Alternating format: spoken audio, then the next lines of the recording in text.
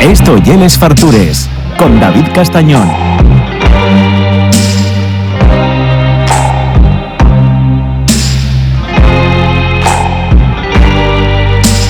I wanna be your vacuum cleaner, breathing in your dust. I wanna be a Ford Cortina, I will never rust. If you like your coffee hot, let me be a coffee pot. You call the shots, babe, I just wanna be yours. Secrets I have held in my heart are harder to hide than I thought. Baby, I just wanna be yours. Bueno, el siguiente invitado es uno de los culos más inquietos de la hostelería asturiana. La verdad es que yo siempre que lo veo tiene 8.000 cosas nuevas y sigue teniendo las anteriores, que lo cual es una buena noticia, porque ya sabéis que mucha gente que abre y va deseando cadáveres por el camino. En este caso, no tiene proyectos que se van afianzando, pero él siempre va como creando satélites con cosas nuevas, imaginativas y prestiosas. Estoy con Eden Jiménez, de que bueno, vamos a hablar ahora de todo lo que fae y va a contarnos en todos los sitios donde anda metido. No puedo decir un restaurante nada más porque hay 4 o 5, entonces ya va él a contarnos todo lo que fae. ¿Qué tal, Eden? ¿Cómo estás? Hola, muy bien. Arrímate al micro, vale. Ven para acá. ¿Cuántos años lleves ya metido en esto de la hostelería? ¿Estudiaste en la escuela? 40, sí. Y el primer negocio lo monté con 18, que estaba en la escuela de hostelería, claro. Pues 22 años. Pero yo por lo que te conozco, tú ya naciste para esto. O sea, el otro día estuve viéndote una entrevista que decías que ni se te pasaba por la cabeza dedicarte a la hostelería, porque te molaba más un poco la fiesta y salir, y no querías estar un poco tan ahí encadenado. Pero yo por lo que te conozco, tío, y es como que dices, tío, esto, o sea, está fecho para él. Pues se ve que tuvo ojo mi padre, ¿no? Yo, mi sueño era ser detective privado, así que no... Yo se lo cuento a la gente. Pero, es tío, como... que no te veo por ahí con... Ya, pues yo me imaginaba, tío, ¿sabes? Al final la parte de información es poder, rollo cuando Carmen Sandiego con un sombrero y sabiendo un poquito todo, que al final también la verdad es que dentro de la hostelería al final hay una parte importante también, sí, que sí. La información. Pero no, yo fue mi padre que me apuntó a la escuela de hostelería. Pero nunca, solo que ahí, bueno, pues se dieron con profesores con muchísima ilusión, que fueron mis primeros socios además, en el primer negocio que tuve con 18 años, pero no... O sea, liaste a los 2 profesores para entamar un negocio. ¿Ves por lo que digo que ya tienes ese alma emprendedor de hacer cosas? O sea, fue una parte Liz... La jefa de cocina de todo el grupo era mi compañera de clases, más, no, éramos como 2 vértices. Yo estudié servicios y gestión y ella cocina. Pero hoy en día, con todo esto, ahora que si la explotación y los centros de trabajo y todo, o sea, yo fue porque me mandaron un mes de prácticas en la escuela de hostelería del Arco y fue como, escúchame una cosa, antes de trabajar para nadie de prácticas, y entré a la escuela de hostelería y yo había ahorrado porque mis padres son autónomos, no vengo de familia de hosteleros, vengo de familia de restauradores, pero de bellas artes no tengo la suerte de tener esa parte de decir, joder, relevo generacional. ¿Sí? Y había toda la vida pues trabajando con ellos para echar una mano, nunca nos daban paga, pero sí, oye, lo que trabajábamos nos lo pagaban. Y tenía 3.000 euros ahorrados, lo típico que tienes ahí, como decir, oye, matrícula a la universidad o coche o lo que sea, un poco que nos habían echado una mano. Y yo, al lado de mi colegio donde vivíamos, había un bar que se traspasaba, que yo no sabía casi ni lo que era un traspaso, ¿sabes? Ya, claro. Y yo quería montar mi primer negocio para, oye, estoy estudiando hostelería, que yo no había soñado estudiar hostelería. Me enteré que el traspaso eran 20.000, más luego hacer la obra, y entré por la escuela de hostelería y fue, necesito socios, que no sabía lo que eran socios, necesito socios para montar un negocio. Y entré así, y entraron conmigo Micus, que hoy se sigue dedicando a hostelería, Pablo Arbesú, claro. Grandísimo amigo también. Aarón, un kamikaze como yo, que su padre tenía un negocio en Avilés, juntamos y además montamos aquella... una cosa que se llamaba muy fea, que se llamaba Comunidad de Bienes, que era como... Comunidad de Bienes. Claro, porque no había... Tú para montar una sociedad... Claro. No, yo pensaba que se llamaba el Chigre. Vale. No, el Chigre sí. montasteis una comunidad de bienes, claro, de aquella se llevaban esas cosas, sí. Sobre todo porque un negocio, una sociedad, necesitabas dinero y como no había un chavo, fue como, bueno, lo que no cueste dinero. Y monté ahí el primer negocio. Pero no tiene nada que ver con... Es más, era un bar de calimocho. Claro. Que probablemente sea el negocio en el que más dinero ganamos, que con el paso del tiempo, es decir, con lo fácil que era aquello, tío, que no tenía complicación. Ya. Y ahí con 18 montamos el primer negocio. Fueron casi 3 años de negocio. Y... pero tú ni siquiera acabaras la escuela o... Vale. Fuimos la última generación, ahí dejamos muy claro una declaración de intenciones. Estábamos en el Parque San Francisco, en el Pavo Real, un sitio precioso, que eso también hizo en parte que me enamorara un poquito, porque era todo muy bucólico. De la parte de cocina, no... Bueno, Borja Alcázar estudió ahí. Era mi compañero, claro. Y que, pues muy bien saliste para tener... Era mi compañero. Esas influencias, ¿eh? Pablo Orbesú de profesor, muy bien saliste, ¿eh? Sí, la verdad. Porque el Lisetti es verdad que ya eran... Bueno, era la responsable, era la que estudiaba. Eso, era la formal, la que estudiaba, y claro, y no es que nos lleváramos mal, pero era como... Yo pasé, o sea, el primer año de la escuela es común, tienes que hacer cocina, servicios y gestión. Está muy bien el modelo porque es, primero, una base para todos y luego ya escogéis por dónde vais. Y yo pasé, de aquella éramos una promoción, 32, de los cuales 30 hicieron cocina. Claro. Estábamos Pelayo, que trabajara en Coalla, y yo éramos los únicos que fue servicios y gestión. No teníamos casi ni grupo. Y bueno, de eso si quieres falamos luego, pero igual yo una de las razones también de que hoy les sales estén como estén, ¿no? Sí. Como están, vamos. Yo te conociste hace años en el Secreto a Voces. Sí. Uno de los locales más de moda que vino un poco cuando los gastrobares no estaban tan de moda. No habían llegado. Efectivamente, vosotros montasteis una cosa y que decías... Venir aquí, luces, esto con neones, meses altes, costó. Coctelería, en el mismo sitio que estás cenando. Era una cosa muy rara, pero funcionó. En una calle que dices tú, la calle de los vinos, pero tampoco un sitio que... Costó, porque yo, o sea, después del tonel, estuve en Morgana, proyecto, estuve en la Sala Baobá, en Oviedo, que fue como... Ah, sí. Claro, no sabía yo. Los dos primeros años tuve Baobá, yo vengo del ocio nocturno, de ahí un poco, por eso el salto a Secreto a Voces fue una parte, aunque yo había estudiado en la escuela de hostelería, los negocios que tuve fueron de ocio nocturno, que también es una parte, los que hemos trabajado en el ocio nocturno, es esa parte también un poquito de lo que hoy llaman tendencia y un poquito, pero bueno, es también controlar esos impulsos. Claro, Baobá pasaban entre viernes y sábado, pasaban 7.000 personas por allí. Sí. Yo tenía 24 años. Y tenía un negocio en el que no dejaba entrar a menores de 25. Ya. O sea, aquello fue la primera sala en la que toda la música que poníamos era todo música internacional y proyectada en vídeo, que para muchos DJs fue un reto porque una cosa es pinchar, pero otra cosa es que lo que pinches esté en la pantalla. Es como tienes que tener todos los sentidos. Pasaban 7.000 personas y teníamos una sala... Yo uno de ellos. Mira, no lo sabía, pero claro. Yo por Baobá paré bastante. Los 2 primeros años que fueron gloriosos, o sea, además fue la primera mezcla un poquito de sala con coctelería, un ambiente más tranquilo, y luego ya la sala de atrás, que aquello era Serbia, o sea, aquello era... O sea, bueno, pero en esa época en la que la noche estaba en su esplendor. Sí, llegamos a la calle Altamirano, que además éramos como muy... porque el ocio nocturno estaba un poquito más allí, pero llegamos a la calle de los...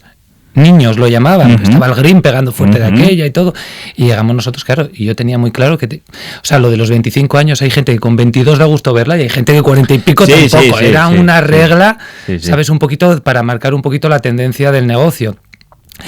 Y era en plan de no va a funcionar porque está la calle de los niños y al final lo que es el paso del tiempo, que muchas veces paso por allí, lo que era la calle de los niños, ahora es la calle de los mayores. Luego fue la leyenda del gallo, el placá que siguió ahí persistió años, muchas veces se cambian un poquito las tendencias. Aquello fueron casi 3 años maravillosos, yo iba a ser papá y quería también un poquito, ¿sabes? Porque la noche, yo siempre al final... No he sido nunca de fiesta, igual por eso me salvo, pero al final terminas a las 8 de la mañana, tienes que irte para tu casa y al final cambias los ciclos, ahora llaman ciclos, ¿cómo es? Circadianos y todo, el sol y todo, no llevamos las gafas de sol que se llamaban de aquella, no eran naranjas, pero al final vas en contra del mundo. Ya. Y fue cuando decidimos abrir Secreto a Voces, que ahí es donde me reencuentro con Liz después de años. En esos años ella estuvo con Nacho Manzano, con Luis Alberto en Casa Fermín, y fue cuando nos encontramos para abrir Secreto a Voces. Y montaste un proyecto muy guapo con Moy también, con claro. Moisés. Y lo que presta y que ese trío 14 años. Sigue ahí, eso es. 14 estable, años. que eso en los tiempos que corren en hostelería a mí me parece complicadísimo. Date cuenta que al final Liz y Moy, que son un poquito las caras visibles, porque son como sala y cocina, y son ellos el día a día, quien están en el día a día. Bueno, pero tú también tienes una cara muy visible. O sea, y sí. Y muy... Salías, atendías, Sí. A ti eso, y es verdad que es muy cercano, o sea, esa parte y es muy bueno para eso. Porque Secreto a Voces costó mucho. Hoy en día se ve mucho, pero, lo que quisimos fue mezclar todo eso que veíamos en el ocio nocturno, que tú veías a 800 personas y los veías un sábado a las 3 de la mañana, 800 personas, Ya. con todo lo que tienes que hacer, mirando las pantallas. Ya. Hostia, las conclusiones son chungas, es decir, tío, Ya. que vamos a montar un local de comer, Ya. si a las 3 de la mañana un sábado no tienen conversación, no interactúan entre ellos, Ya. a ver qué hacemos. De ahí luego llegaron las pantallas en Secreto a Voces, pero queríamos fusionar todo eso en una mezcla, no discoteca, porque el volumen, pero era música alta, neones, mesas altas, que hoy en día es todo mesas altas, pero fuimos el primer local que eran todo mesas altas. La gente costó. Y fue también una cura de humildad de decir, llegamos a la ruta de los vinos, que era la ruta de mucho pincho, vino. No se caracterizaba por tener los mejores vinos ni nada, Claro, así claro, que en claro, su día claro. Rufo de la Oveja Negra y Masi fueron los estandartes que aquella zona, ¿sabes? Pues Rufo con sus tostas de foie y vinos, pero luego la ruta de los vinos era como muy diversa. Se vendía más cerveza en la ruta de los vinos. Se vendía más cerveza que vino. O sea, era como una mezcla toda aquella. Y sí que fue de ponernos manos a la obra de decir, oye, tenemos que sacar esto adelante, porque el primer año a la gente le costó mucho. Cuando digo mucho es mucho, porque Ya. poner a la gente en una mesa alta, no, por mucho que quisieras mesa, mantel, restaurante, cocina, no lo entendían. Ya. Música alta, luz baja, un local que iba cambiando durante el día, de iluminación, la música, el estilo, la comida, que era todo para compartir. Fuimos de los primeros locales que los platos eran los de postre, porque Sí. era para compartir, y la gente aquello no lo llevaba. Pero ya ibais sentando un poco las bases, que aparte de que eso después fue muy copiado, teníais una mesa de quesos, que Sí. eso era algo que La no existía primera de carta aquella. de Aitor Efectivamente. fue ahí. Teníais algo de sidra brut siempre, vino asturiano. O sea, quiere decirte, eso de aquella, yo entraba ahí y decía, ostras, y el sitio, que un sitio moderno y que apueste por lo de casa. Y vosotros jugabais muy bien con cocina del mundo, que mezclabais con cosas muy tradicionales y luego con mucho producto de aquí, que yo creo que hay un poco la base también de lo que luego con los años también fuisteis haciendo. De lo que hemos continuado Claro. haciendo, hay muchas veces miramos para atrás con nostalgia, porque Secreto a Voces costó mucho, pero al final bien es verdad que en los negocios en los que tantos moldes rompes, por decirlo de alguna manera, aunque cuestan, luego muchas veces que Liz y yo miramos para atrás y decimos, joder, ¿sabes? Qué bien pasarlo mal. Y eso que lo pasamos mal de otra manera, pero al final aquella éramos muy incomprendidos, pero es que no entendíamos que en una ruta de los vinos no hubiese vino asturiano. Ya. O sea, me parecía algo tan surrealista.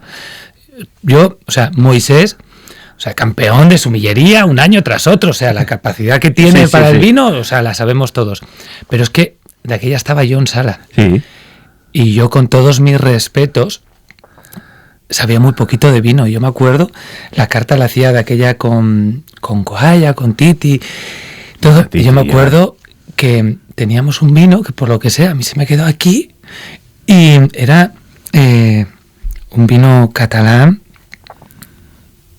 marca Adrià, creo que era, l'Inconscient de Adrià. Y por lo que sea, tú mira mi conocimiento en ese momento y lo perdido que estaba en el mundo del vino, que yo pensaba que era de Ferran Adrià. Ya.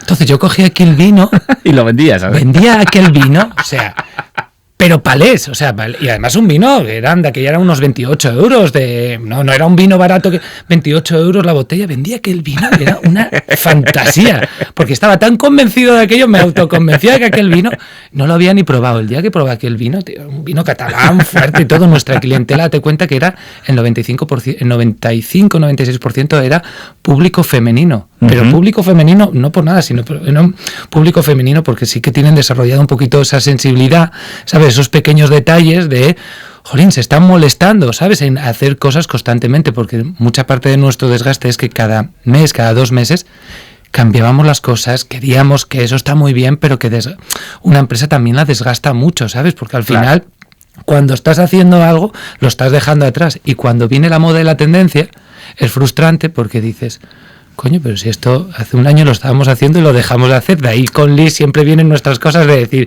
en nuestra conversación de la que venía en coche era que si macarrones gratinados en los restaurantes, sí, no, ¿sabes? Y yo le decía, pero si nosotros lo de los macarrones gratinados lo llamamos homenaje a la Provenza en su día, porque lo comimos en Barcelona en un sitio hace 12 años, y era esa parte de decir, joder, vamos a dar al cliente todo lo que merece. Pero bueno, sí que la importancia que tenéis de, pues eso, de analizar la hostelería, de tenerlo todo muy controlado, que esa parte, yo por lo menos, por lo que veo en muchísimos otros sitios, ni siquiera lo faen. Pues es lo mínimo que es. Es lo mínimo hoy en día. Bueno, tú estudiaste lo que estudiaste, pero ya viste, 2 de 60. Ya. Pero es que, al final, que ahí es donde llegan. Una cosa es la profesión, o sea, un negocio tiene que tener 3 patas: instalaciones, producto y servicio. O sea, si tiene esas 3, mal se va a dar. Pero es que hoy en día estamos también en un momento que, cuidado que instalaciones se empieza a comer a producto y sobre todo a servicio, que es la parte de sala. Es decir, no debemos descuidar un poquito, ¿sabes? Que es que al final, todos al final lo que buscamos es sentirnos queridos, especiales, que muchas veces, yo me acuerdo con el obrador y todo, con las fórmulas, los escandallos, y digo, vamos a aterrizar esto. Hostia, que parecemos cirujanos, tío, que damos de comer y de beber y que esto tiene que ser mucho más sencillo, que es que hacer que la gente se sienta bien. Es un negocio pero hay dos tipos de negocio hoy en día. Yo entiendo que es muy difícil estar en esa tendencia constante, porque hoy en día con los móviles, con la más información que tenemos, parece que si no haces algo te quedas fuera. Y es complicado, y además es que es triste, porque además el cliente lo empieza a demandar a unos niveles, se mueve. Si no tienes un brunch, parece que no eres nadie. Si no haces un café de especialidad, parece que no eres nadie. Si no haces... O sea, hay mucho blanco-negro, ¿eh? Sí, es gris. Es complicado, sí. Porque una empresa al final tiene que mirar también un poquito a largo plazo, ¿sabes? Y al final, bueno, estamos en un momento, Asturias, que parece un momento, esos brotes verdes de cuando la pandemia, estamos en un momento dulce, pero también tenemos que analizar un poquito que tenemos que tener identidad, porque si no la gente, somos los primeros, nosotros de donde vamos, acabamos consumiendo pues lo que... Pero al final lo que queremos es identidad, ¿sabes? Decir, oye, ¿en qué es buena esta gente? ¿Sabes? Al final, aparte de la especialización, al final nosotros nos encantaba antes viajar porque veíamos, y entonces veíamos y se lo traíamos al cliente. Yo me acuerdo que cuando empezó Instagram, si subíamos una foto, yo me acuerdo que me llegaba un mensaje de cocina y me decía, deja de subir fotos de tataki porque ya no tenemos más tataki. Era como muy acción-reacción. Hoy en día, eso sigue siendo un poquito una cosa así, pero hay que tener un poquito de mesura, ¿sabes? Calma. Nos debemos a nuestros clientes, pero también un poquito de calma, porque eso te va a reforzar la identidad. Bueno, pues con todo esto, montasteis una cadarma que tenéis casi un poco todos los palos, ¿no? En Ubieu, igual me dejo cosas, tú dime. Tenéis la esquina del peso. Sí. Lo de la librería, hablaremos de ello también. La masería, ¿no? También. Y luego para Ribesella, las terrazas de Sardalla. Y en Bueño, muy cerca de Ubieu también, tenéis el balcón de Bueño. Eso es. Vale. Al final, yo qué sé, las terrazas de Sardalla, ¿no? Que empezó siendo casi como un sitio que lo abrís en temporada estival. Sí. Vale. O en temporada alta, digamos. Santa, eso, temporada alta. Pero acabó siendo, iba a decir, era como un pop-up o el mítico, no era un chiringuito porque hay un sitio ya mucho más puesto, pero acabó siendo un restaurante referente. Uh-huh. El Balcón del Bueño empezó como una cosa, bueno, vamos a abrir un chigre como un poco les afueres, como un poco más moderno, ya hay un sitio referente. Uno ya es Solete, el otro ya un recomendado en Repsol. Quiero decir, la esquina del Peso, que yo, es verdad que siempre era el mítico sitio de paso, tomar un vino, una cerveza, y él está dando una vuelta hasta con fiestas que entamáis y todos los años. Deis como un salto de calidad a las cosas y una marca que es muy reconocible del grupo que tenéis entre vosotros, y a mí sí es verdad que entre los tres, o los que seáis, que no sé tal, pero me parece inviable casi de organizar y de gestionar. Es lo más complicado. Hay que decir que en realidad nosotros no abrimos negocios porque queramos abrir negocios. Hay mucha gente que nosotros abrimos negocios por necesidad, que es algo que también tiene que entender la gente. Nosotros, te cuenta que lleva gente con nosotros en el equipo 14 años, uh-huh. Que eso es, o sea, y con gente lo que llamamos joven. Yo tengo 40 años y me sigo considerando joven, pero joven. Te has hecho un chaval, joder. Pero esa parte de decir, normalmente cuando la gente se dedica a esto y profesionalmente quiere crecer, uh-huh. Y crecer, nuestros techos en hostelería son techos de cristal, o sea, quiero decir, o hacemos que la gente pueda crecer con nosotros, o es que va a haber una fuga de cerebros, lógicamente, y nosotros, una base de nuestro negocio es la profesionalidad. Intentamos tener profesionales y intentamos formar profesionales, por eso, y también digo, es que llevamos en el ADN, vamos en la sangre esa parte de la escuela de hostelería, que al final, cuando Secreto a Voces después de 12 años, que fue muy difícil, ¿sabes? Porque era para nosotros, era como nuestra vida. A mí la gente me sigue en Secreto a Voces sin el móvil, sí. Y nos sentimos muy orgullosos. Yo te tengo sin el móvil, ¿eh? Pero porque al final, y nos sentimos muy orgullosos, pero las terrazas de Sardalla iba a ser un negocio para bodas, o sea, nos llamaron, iba a ser un emplazamiento que íbamos a tener para hacer bodas, porque llegó la pandemia y al final nosotros no entendemos lo de que llegamos aquí para un ratito, no. Bueño llegó también más o menos, ¿sabes? Así, llegó por la pandemia, al final porque vas arrastrando, son 22 años dedicándonos a la hostelería, digo cuando dedicándonos porque al final el patrón siempre ha sido el mismo en todos los negocios. El otro día escuchaba un CEO de estos de Red Bull y todo, y decía que son como muy de marcas, y decía, cuando hagas anuncios, quita, por ejemplo, en este caso de Red Bull, la lata, y al final todos reconoceríamos ahora por los anuncios Red Bull sin la lata.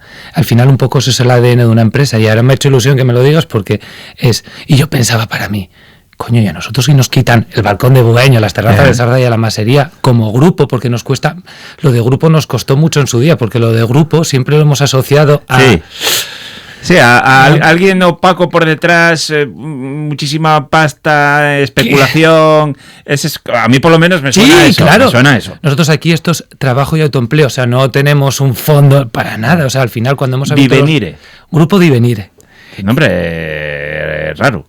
Piano. Vale. Al final Ludovico Einaudi, su grupo, o sea, un álbum fue Divenire, fue un momento, ¿sabes? Al final un poquito la parte de orquesta, al final es como un día Pedro Martín nos dijo que éramos como un poco hombre orquesta, que es decir, al final está muy bien el piano, la batería, el todo, pero al final eso hay que darle un poquito de forma a todo para que suene bien. Y está muy bien porque cada parte que tenéis, esto podría ser un conglomerado sacaperres. Yo creo que ojalá lleva una buena ya, pero cada parte que tenéis tiene su propia identidad. Y a mí eso me parece difícil de conseguir. Es lo que más...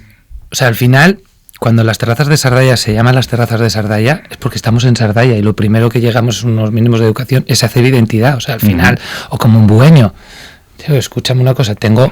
a 100 metros a mis vecinos sé de kombucha. Escucha, sí, claro. Ya, y hay como... cosas. El otro día unos chicos que han llegado que hacen gildas, es como, claro. ¿Cómo no voy a tener las gildas del pueblo? Si ya lo hacía cuando teníamos un negocio en el centro de Oviedo, teníamos Sidra Emilio Martínez, ¿sabes? Claro. ¿Cómo no voy a...? Al final, nosotros, o sea, un negocio tiene una labor económica, pero tiene una parte social y además nosotros eso lo tenemos muy presente. O sea, nosotros no... Esto no es un grupo que crece de una manera de decir, oye, tenemos una marca, ¿no? Al final nosotros montamos pequeños negocios también un poquito para esa promoción de nuestro propio equipo. Cada negocio tiene sus personas referentes, aunque luego al final estemos, pues las caras, Liz, Mo y Germán, yo, pues al final, ¿sabes? No entendemos que intentamos dar soluciones, cubrir ciertas necesidades, no decir, oye, ojalá tuviese yo una marca, ¿sabes?, que creciese o que cotizase, pero no intentamos, ¿sabes?, que nuestro propio equipo, que ya son 20 y pico personitas, ¿sabes?, puedan desarrollarse dentro de la empresa.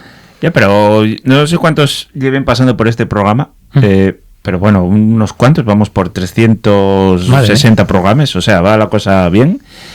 Igual yo es la primera persona que está diciendo eso, de que te preocupa la promoción interna que puede tener la gente que lleva tantos años contigo. Eso, en los tiempos que corren de faltas de personal y de todas esas cosas, y él casi el discurso opuesto. Es que nosotros llevamos con ese discurso desde los 18 años. Ya. Yo al fin, no es un discurso. Yo cuando dicen hay problemas de personal, bueno... A nosotros nunca nos ha tenido nadie que venir a decir, oye, es que el personal tiene que descansar 2 días, oye, es que las 40 horas, oye, es que... Nunca. Pero al igual que eso, es que nosotros al equipo, o sea, le damos... Es que yo no podría estar aquí ahora mismo haciendo esta entrevista con el teléfono apagado. Claro. Si no tuviese un equipo de 20 personas trabajando. O sea, al final, es que ¿cómo tienes Ribadesella, Bueño, El Peso, El Obrador, los repartos, los catering, si no hay un equipo? ¿Y cómo lo haces? O sea, si al final, por mucho que queramos fiscalizar el negocio, estandarizarlo y todo, o sea, ya es imposible, claro. Es que vivimos de emociones de personas, de momentos de personas, vivimos de eso, o sea, no... Es difícil hasta el negocio más estandarizado que podemos tener, que es la masería, que al final elaboramos para otros restaurantes, y cada día tenemos nuestros altibajos en un restaurante, Ya. en una cafetería, como El Peso, que tenemos más incidencias que Mafre, Claro. ¿sabes? Porque estás casi 24 horas funcionando, que son negocios que no paran y que haces muchas cosas, porque tenemos, solo en proveedores, tenemos más de 200 y pico proveedores, de los que nos sentimos muy orgullosos, pero solo la contabilidad, la gestión, es muy difícil. Claro. Entonces, al final, eso, o haces un equipo, o es imposible, si no. Entonces, al final, hay una parte que cuando se abrió Bueño era porque Sardalla abre de Semana Santa a octubre. ¿Qué hacemos el resto del año? Claro. O sea, y al final la gente tiene que evolucionar, y al final Claro. nuestro equipo, la gran mayoría son mujeres de siempre y tienen familia. Y eso que llaman hoy en día la conciliación, ¿cómo montar negocios? Bueño es que era perfecto, porque es decir, oye, es una solución para nuestro equipo. Nosotros Bueño abrimos jueves, viernes, sábado y domingo al mediodía. Uh-huh. Así sí se puede conciliar, y aún así es difícil, porque tú el domingo, por mucho que quieras, te vas a las 8 de la tarde. Claro. Y trabajamos fines de semana. Entonces, al final, hoy en día nuestra competencia no es la hostelería, es que al final hay muchos trabajos en donde se trabaja, por eso surgen tantos cafés de especialidad hoy en día. Claro, es que un café de especialidad trabajan de lunes a viernes, de 8 a 2, Claro. es que ni los ingenieros de minas en su día, ¿sabes? No. Entonces, al final, ¿cómo hacemos eso sin perder nuestra identidad? Claro. ¿Cómo hacemos que nuestro equipo pueda desarrollarse dentro de la misma empresa? Eso es como nuestro mantra. Bueno, tío, me quedaría aquí toda la hora hablando contigo, pero el tiempo en la radio y el que lle. Yo es verdad que conozcote de años, y desde aquí siempre mi admiración, porque lo que hacéis me parece fascinante, y siempre todo a pesar de tener monstruos, y siempre todo con mucho cariño, mucha cercanía y mucha dedicación. Lo intentamos. Que no, y lo conseguís. Así que nada, muchas gracias y un fuerte abrazo. Gracias a ti.